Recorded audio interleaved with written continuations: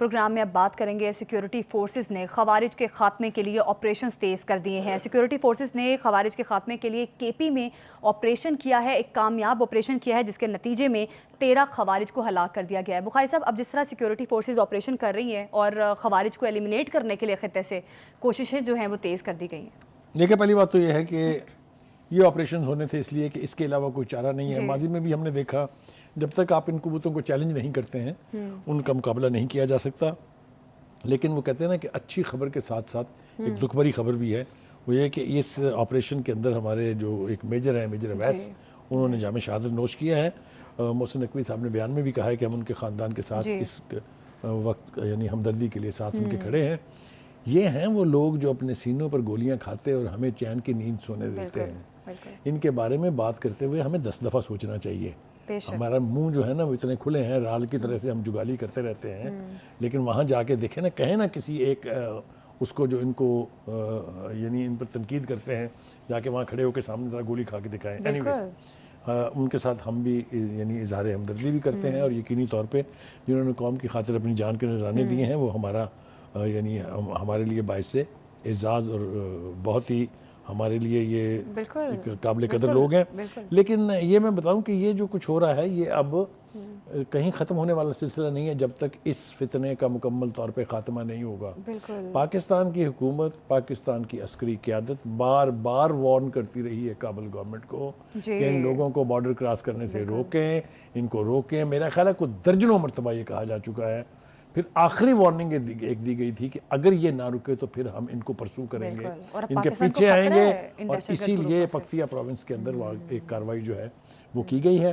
اس کو بڑھا چڑھا کے پیش کر رہی ہے کابل کی گورنمنٹ، وہ اپنی جگہ ہے، لیکن در حقیقت وہاں جو لوگ پاکستان کے خلاف ٹریننگ کیمپ کا حصہ تھے، جو ان کو ٹرین کر رہے تھے، وہ جو لوگ یہاں وارداتیں کر کے واپس وہاں جا کے چھپ جاتے تھے، ان کے خلاف آپریشن ہوا ہے اور 71 کے قریب جو ہے وہ ان کو جہنم واصل کیا گیا ہے۔ دیکھیے، یہ پاکستان کی بقا کے لیے، پاکستان کی ٹیریٹوریل انٹیگریٹی کے لیے بہت ضروری ہے کہ ایسے عناصر جو باہر سے آ کے حملہ آور ہوں ان کو آپ کو روکنا ہے۔ ان کو روکے بغیر کوئی چارہ نہیں ہے۔ یہی بات میرے خیال سے جو فارن آفس کی ترجمان ہے زہرا بلوچ، انہوں نے بھی آج کہی ہے کہ ہم جو آپریشن کر رہے ہیں دے آر انٹیلیجنس بیسڈ۔ ہوا میں نہیں ہے کہ جس طرح کو منہ اٹھایا ادھر کو چل پڑے۔ ہم پہلے انفارمیشن کلیکٹ کرتے ہیں، پھر ان کی موجودگی کو اسٹیبلش کرتے ہیں، پھر اس کے بعد ان کے خلاف آپریشن ہوتا ہے، جو کہ جاری رہے گا، جو پاکستان کی آزادی اور اس کی بقا کے لیے بہت ضروری ہے۔ دوسرا انہوں نے کہا کہ جی یہ جو پاکستانی کمپنیوں کے اوپر پابندی لگائی ہے امریکہ نے، اس کا بھی انہوں نے تذکرہ بھی کیا، اس کو ریزسٹ بھی کیا، اور انہوں نے کہا ہے کہ یہ انجسٹیفائڈ ہے، اس لیے کہ امریکہ کو نہ تو دکھائی دیتا ہے کہ بھارت کیا کر رہا ہے، نہ دکھائی دیتا ہے اسرائیل کیا کر رہا ہے، وہاں پر میزائل پروگرام کون سی نہج پہ پہنچا ہوا ہے اس کی کسی کو فکر نہیں ہے۔ ہماری بڑی تکلیف ہے، اور ہم یہ سب کچھ جو ہے کسی اگریسو ڈیزائن کے تحت نہیں کر رہے ہیں۔ ہمارا جو پروگرام ہے، میزائل پروگرام ہے، وہ ہے اپنے دفاع کے لیے، کیونکہ ہمارے پڑوس میں بھارت جیسا بدنیت، بد کردار اور کمینہ دشمن رہتا ہے، اس لیے ہمیں اپنے آپ کو محفوظ کرنا ہے۔ یہ نہیں ہو سکتا کہ وہ پاورفل ہوتا جائے اور ہم بیٹھ کے صرف تماشا دیکھتے رہیں۔ یہ نہ ماضی میں ہوا ہے اور نہ آئندہ مستقبل میں کبھی ہوگا۔ ایک بات، اور پھر آ جائیں واپس جناب آپ اسی کے اوپر کہ جو آپریشنز ہو رہے ہیں، مجھے یاد ہے اچھی طرح سے ایکشن پلان کے جو بنا تھا اس پر اگر عمل درآمد ہو جاتا، سلیپر سیلز ختم کر دیے جاتے، تو یہ اندرون ملک جو فتنہ ہے اس کا کم از کم خاتمہ ہو جاتا۔ یہی ضرورت اب بھی ہے، اب بھی چاہیے صوبائی حکومتوں کو بھی، فیڈرل گورنمنٹ کو بھی، کہ جتنی بھی جلدی ممکن ہو سکے وہ تمام وسائل حاصل بھی کیے جائیں، استعمال بھی کیے جائیں، تاکہ قوم کو اس فتنے سے نجات دلا دی جائے۔ یہ جو آپریشنز ہوئے ہیں، جو ابھی KPK میں ہوا ہے، اور جو اسی نوعیت کے آپریشنز پہلے بھی ہوئے ہیں، بلوچستان میں بھی ہوئے ہیں، یہ جاری رہیں گے until or unless we get rid of these elements۔ پچھلے کچھ عرصے سے عدالتی کارروائیاں جو ہیں وہ کافی تیز ہو گئی ہیں، 9 میں ملزمان کو سزائیں دے دی گئیں، فوج کے ایک بااثر افسر کا ملٹری ٹرائل بھی کیا جا رہا ہے۔ بخاری صاحب، اب ایک یہ بھی شبہ پایا جا رہا ہے، یا اس چیز کے بارے میں بھی کافی باتیں کی جا رہی ہیں کہ شاید بانی PTI کا بھی اب آگے چل کے ملٹری ٹرائل ہوگا، کیا ان کو بھی فوجی عدالتوں میں لے کے جایا جا سکتا ہے؟ آپ مجھے مجبور کر رہی ہیں کہ اب کوئی نہ کوئی خبر جو ہے وہ بریک کی جائے۔ جی کر دیں بریک۔ دیکھیے، یہ جو مذاکرات ہو رہے ہیں نا، یہ ٹرننگ پوائنٹ آیا کب؟ میں یہ سوال پوچھنا چاہتا ہوں آپ سے کہ کب؟ پہلے تو وہ کہتے تھے ان چوروں ڈاکوؤں سے ہم کریں گے مذاکرات، اور جب سے انہوں نے وہ کشکول پکڑ کے مذاکرات کی بھیک مانگنی شروع کی ہے، یہ کب ہوا ہے؟ یہ ہوا ہے اس پریس ریلیز کے بعد D G I S P R کی، جس میں کہا گیا تھا کہ فیض امید کا چارج شیٹ جب فیض امید کو کر جنرل دیا گیا، کورٹ مارشل ہو رہا ہے اور چارج شیٹ کر دیا گیا. جی از دیٹ رائٹ؟ بالکل کریکٹ. اب میں آپ کو یہ خبر دے رہا ہوں اچھا کہ یہ مذاکرات صرف اس لیے کیے جا رہے ہیں کہ بانی پی ٹی آئی کا فوجی ٹرائل نہ ہو. کسی کو کوئی تعلق نہیں ہے جن لوگوں کو سزائیں ہوئی ہیں، بالکل. اچھا اصل بات یہ ہے کہ جو سہولت کاروں اور منصوبہ سازوں تک پہنچنے کی بات کر رہے ہیں وہ نہ ہو. اس کو اب بچانے کے لیے کہہ لیجئے، اس کی خاطر کہہ لیجئے، یہ سارا ڈرامہ مذاکرات کا جو پی ٹی آئی کی طرف سے ہے وہ صرف بانی کو ملٹری ٹرائل سے بچانے کے کیا لیے. ایک سیاستدان کا فوجی ٹرائل کرنا اتنا آسان کیوں؟ ہے؟ فوجی جو سیاستدان ہیں آسمان سے اترتے ہیں. باقی جو دنیا بھر میں ملٹری ٹرائل ہوتے ہیں وہ انسان نہیں ہوتے وہ. اور جو بانی صاحب ہیں ان کو یہ نہیں پتا تھا کہ ریڈ لائن کون سی ہے. وہ کوئی اجنبی تھوڑی تھے یا وہ کوئی باہر سے تھوڑی آئے تھے. 4 سال وہ وزیر اعظم رہے ہیں اس ملک کے، پونے 4 سال. He should know what are the red lines. آپ دھمکیاں دیتے رہے آرمی چیف کو کہ میں قبر تک نہیں چھوڑوں گا. آپ کہتے رہے جناب یہ میر جعفر ہے، یہ میر صادق ہے. اچھا یہ آپ کو پتا نہیں تھا کہ یہ نہیں اس کی گنجائش ہے کہنے کی ہمارے ملک میں، کسی بھی ملک میں فار دیٹ میٹر.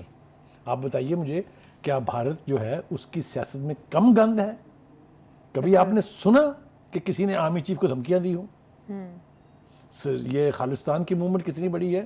میزو، ناگالینڈ، یہ یعنی ڈیکیڈز اولڈ یہ علیحدگی کی تنظیمیں ہیں. کبھی سنا آپ نے کشمیریز جو اتنا ظلم سہ رہے ہیں، کبھی سنا آپ نے کہ انہوں نے یہ کہا ہو کہ ہم آرمی چیف کو یہ کر دیں گے؟ ہم کہ تماشا بنایا ہوا ہے یہ. ایک بات تو یہ ہے. دوسری بات یہ ہے کہ کوئی سین آدمی نہیں چاہے گا. میں as one person, as Saleem Bukhari, I am saying I don't want Imran Khan to be tried by a military court. ذمہ داری سے کہہ رہا ہوں، نہیں ہونا چاہیے. He is a leader of a party جس کی اتنی فالوئنگ ہے جس کا کوئی حساب نہیں ہے. تمام سیاسی جماعتیں، اس میں بھی کوئی شبہ نہیں ہے. الیکشن آج بھی آپ کروا لیں تو عمران خان پھر سویپ کر جائے گا. یہ اپنی جگہ ٹھیک ہے. بالکل. میں اس حق میں بالکل نہیں ہوں. میرے خیال سے پی ٹی آئی کو انتہائی سوجھ بوجھ کا یعنی استعمال کرتے ہوئے بانی کو ملٹری ٹرائل سے بچانا چاہیے ہر صورت. لہٰذا اسی لیے میں کہتا ہوں کہ کوئی شرطیں ورتیں کسی نے نہیں ماننی. اب کوئی راستہ ہے ملٹری ٹرائل سے بچ سکتے ہیں بانی پی ٹی آئی؟ بالکل ہے. یہ سیاست میں یہ گیو اینڈ ٹیک کی بات جو ہم کرتے ہیں یہ اور کیا ہے؟ یہ بھی ہوا تو نہیں نا. ابھی تو فیصلہ نہیں ہوا نا کہ ملٹری ٹرائل ہونا ہے، تو بچے نا اس سے. وہ تو کہہ رہے ہیں مجھے ڈیل چاہیے ہی نہیں، میں تو ڈٹ گیا ہوں، میں ڈٹا ہی رہوں گا. دیکھیے وہ اپنے فالوور کی کنزمپشنز کے لیے دیے گئے بیانات اور چیز ہیں. کریکٹ. جو انڈر کرنٹس ہوتے ہیں نا، جو جس طریقے سے کمیونیکیٹ کیا جاتا ہے وہ طریقہ کار اور ہوتا ہے. میں یہ سمجھتا ہوں کہ if better sense prevails, the P T I leadership جو باہر ہے ان کو چاہیے کہ وہ ہوش کے ناخن لیں، نعرے بازی سے اجتناب کریں، اور بانی پی ٹی آئی کی زندگی کو جو خطرات لاحق ہیں، ان کے کیریئر کو، فیوچر کو جو خطرات لاحق ہیں، ان سے بچانے کے لیے ڈھنگ کا راستہ اپنا. میں بالکل یہ نہیں کہہ رہا کہ سرنڈر کر دیں گورنمنٹ کو. جو اپوزیشن گورنمنٹ کو سرنڈر کر دے وہ کہے کہ اپوزیشن ہے، میں یہ بالکل نہیں کہہ رہا. لیکن میں یہ کہہ رہا ہوں کہ ایسا کچھ کرنا اوائڈ کریں جس طرح 9 مئی کو کیا تھا، جس طرح آپ نے 24 نومبر کو کیا ہے. بالکل. تو اس سے راستے نکل آئیں گے. ایک بات تو یہ ہے. دوسری بات یہ ہے کہ مجھے آج ایک خوشی ہوئی ہے، خوشگوار حیرت ہوئی ہے، اور میں کمپلیمنٹ کرنا چاہتا ہوں بیرسٹر گوہر کو، جنہوں نے یہ بیان دیا کہ ہمیں نہ کسی غیر ملکی کی حمایت چاہیے، نہ سپورٹ چاہیے بانی کی رہائی کے لیے. بانی کی رہائی کو تو عدالتوں کے ذریعے ہوگی. دیکھیں اس کو کہتے ہیں سینٹی. جی. لہٰذا انہوں نے ایک طریقے سے، وہ کون تھا وہ جس کے بارے میں میں نے پوچھا تھا، ہوز شی، رچرڈ گرینر، اس کے بیانات کو اس نے ایک طرح سے اٹھا کے نالی میں پھینک دیا کہ چپ کرو، ہمیں نہیں چاہیے آپ کی حمایت. Very good statement, absolutely like a politician. اچھا ایک اور چیز، بانی پی ٹی آئی کو بھی اپریشیٹ کر دیں کیونکہ انہوں نے بھی آج گورنمنٹ کو کافی اپریشیٹ کیا ہے کہ معیشت جو ہے کافی مستحکم ہوئی ہے. تو اللہ کرے ایسا نہ ہو کہ ان کے منہ سے نکل گئی ہو بات. ہاں ویسے یہ پوائنٹ ہے، لیکن یہ بات نہ آ جائے. میرے خیال سے وہ کہتے ہیں نا، آپ نے بالکل ٹھیک کہا کہ جو صحیح بات، ڈھنگ کی بات ہو، صحیح بات اس کو اپریشیٹ کیا جانا چاہیے. اور ہم اس میں کنجوسی کبھی بھی نہیں کرتے ہیں. انہوں نے یہ تسلیم کر کے ایک طرح سے یعنی آپ کریں سٹیمپ لگا دی ہے گورنمنٹ کی ان ایفرٹس پر جس کے نتیجے میں ہم ڈیفالٹ سے بچے ہیں. یہ میں سمجھتا ہوں یہ انہوں نے اپنے بڑے پن کا مظاہرہ کیا ہے. اس کو اکنالج کرنا چاہیے. یہ جو حکومتی جو ہے نا مشیران ان کو بھی چاہیے کہ وہ بھی اپنی میڈیا انٹریکشن میں اس چیز کی داد دیں, اس کو اپریشیٹ کریں. ایک بات. دوسری بات یہ ہے کہ خواجہ آصف صاحب جو ہیں وہ ایک طویل عرصے سے اسی ریٹرک پر لگے ہوئے ہیں اور وہ ابھی جاری ہے کہ جی یہ تو اسرائیلی اثاثہ ہیں. بھائی صاحب جو ہیں ان کے پیچھے تو وہ جو گولڈ سمتھ اینڈ کمپنی ہے وہ جس کو وہ کہتے ہیں آپریشن گولڈ سمتھ, اور وہ جتنے بھی یہ لوگ ہیں نا, شہباز گل ہو گیا, یہ شہزاد اکبر ہو گیا, یہ زلفی بخاری ہو گیا, یہ جتنے بھی دیگر لوگ کہتے ہیں یہ سارے ان کے رنگروٹ ہیں, یعنی ان کے بھرتی کیے ہوئے لوگ ہیں. تو وہ اپنا سلسلہ جو ہے وہ جاری رکھے ہوئے ہیں. لیکن جیسا میں نے کہا the most important thing as of today is کہ بانی پی ٹی آئی کو جو خطرات لاحق ہیں ان سے انہیں بچانا بھی چاہیے, خود ان کو بچنا بھی چاہیے ان سے. اور 4-5 مختلف کنٹراڈکٹری سٹیٹمنٹس جب تک جاری ہوتے رہیں گے پی ٹی آئی کی بات میں کبھی وزن نہیں پیدا ہوگا. ٹھیک. اچھا بخاری صاحب, ابھی کنٹراڈکشنز تو واقعی بہت ساری چیزوں میں ہے. ابھی رانا ثناء اللہ صاحب نے کہا کہ پی ٹی آئی سے مذاکرات میں ان باتوں تک پہنچا جا سکتا ہے جس میں سب کے لیے آسانی ہو, تو کیا واقعی ہو سکتا ہے ایسا؟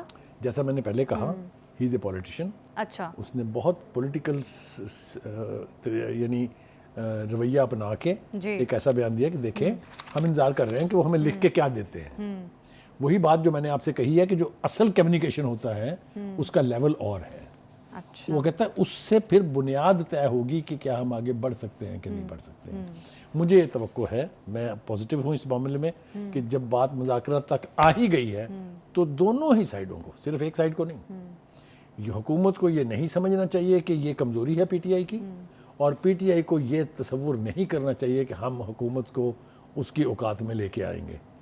جب تک یہ رویہ آپ ترک نہیں کریں گے کوئی مثبت قدم جو ہے وہ آگے نہیں بڑھا. اچھا بخاری صاحب, ایک چیز یہ بھی بڑی دلچسپ ہے کہ بانی پی ٹی آئی نے 31 جنوری تک کا جو ٹائم دیا ہے کہ تب تک اگر مذاکرات میں کوئی حل یا کوئی سولوشن نکل آتا ہے یا کوئی پیش رفت ہوتی ہے تو یہ اچھی بات ہے. تو یہ بھی ایک مثبت بات ہے. جس طرح سے تحریک انصاف ایک طرف مذاکرات کا ڈرامہ کھیل رہی ہے, دوسری طرف سول نافرمانی کی تحریک کا بھی ڈھنڈورا پیٹ رہی ہے, یہ اسما بخاری صاحبہ بھی کہہ رہی ہیں. اب گورنمنٹ کی ریزرویشنز بھی کافی حد تک درست ہیں. دیکھیے پہلی بات تو یہ ہے کہ ہمیں نا ریالٹی چیک ضرور کرنا چاہیے. یہ جو سول نافرمانی کی اور ترسیلات روکنے کی جو مہم ہے نا, اس کو اب 1 مہینے سے زیادہ ہو گیا ہے.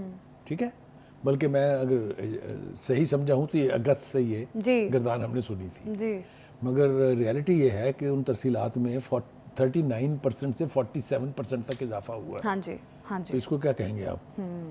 میں اس کی وضاحت بھی کئی دفعہ کر چکا ہوں کہ وہ لوگ جو ہیں وہ اپنے گھر والوں کے لیے رزق مانے گئے ہوئے ہیں. ظاہر ہے ان کو. اچھا, دوسری بات یہ کہ ایک جو پاسبلٹی ہو سکتی تھی کہ آپ پیسے ہنڈی سے اور حوالہ سے بھیجیں, وہ پروسیس اب اتنا مشکل اور اتنا مہنگا ہو چکا ہے کہ بینکوں سے پیسے بھیجنا زیادہ آسان اور زیادہ سستا ہے, کم پیسے خرچ ہوتے ہیں اس میں. ایک بات. دوسری بات یہ ہے کہ اسما بخاری صاحبہ جو ہے انہوں نے بھی آج کافی بھڑاس اپنی نکالی ہے. آپ کو پتہ ہے کہ وہ کہتے ہیں کہ جی پرائم منسٹر صاحب جو ہیں انہوں نے سوری میں آپ کو انٹرپٹ کر رہی ہوں. ابھی ہم بات کر رہے تھے ترسیلات زر کی بھی. ہم نے جب بھی دیکھا ہے نا, پاکستان تحریک انصاف بعض اوقات ایسی اسٹریٹجیز اپنا لیتی ہے جو ملکی مفاد کے لیے صحیح نہیں ہوتی. ٹھیک ہے, ابھی آخر یہ پاکستان تحریک انصاف کے لیے بہتر بھی نہیں ہے. ایک جماعت ہونے کے ناطے اتنے ایکسپیریمنٹس آپ نے کیے جو بری طریقے سے ناکام ہوئے, تو ابھی تک پی ٹی آئی کچھ سیکھ نہیں سکی اپنے ماضی کے تجربات سے. دیکھیے میں آپ کو یہ بات بھی ایمانداری سے کہہ رہا ہوں کہ بہت سی لوز ٹاک جو ہے وہ بانی پی ٹی آئی کی مرضی اور ان کے علم کے بغیر ہو رہی ہے.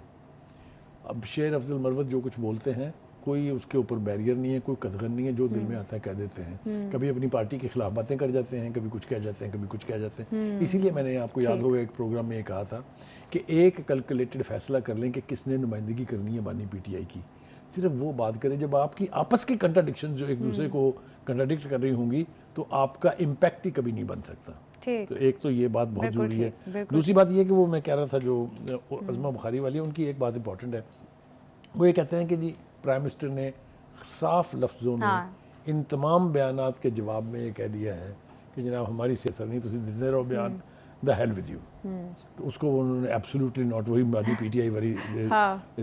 لیکن کسی زمانے میں بیگرز کانٹ بی چوزرز یہ بھی کہا کرتے تھے, لیکن پینترا بدل لیا, یہ دلچسپ بات ہے. دوسری بات یہ کہ انہوں نے کہا کہ زلفی بخاری, شہباز گل اور شہزاد اکبر جیسے لوگ جو ہیں وہ ملک دشمنی میں جی اتنے آگے چلے گئے ہیں کہ ان کو یہی اندازہ نہیں ہے کہ ان کا پاکستان کے ساتھ مستقبل جو وابستہ ہے اس میں ان کے ساتھ کیا ہوگا.